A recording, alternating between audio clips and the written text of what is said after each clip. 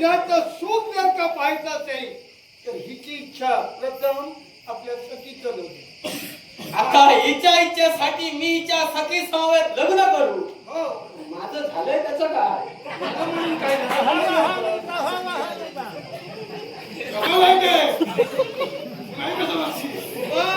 आता वेळ न लावता मित्रा, फक्त मित्र तुझ्यासाठी म्हणून शुभमंगल सावधान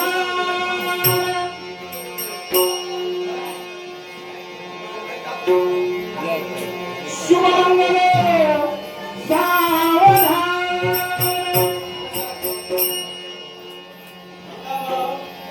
यावरून एक गोष्ट मात्र गंगाचरणाच्या ध्यानात आहे.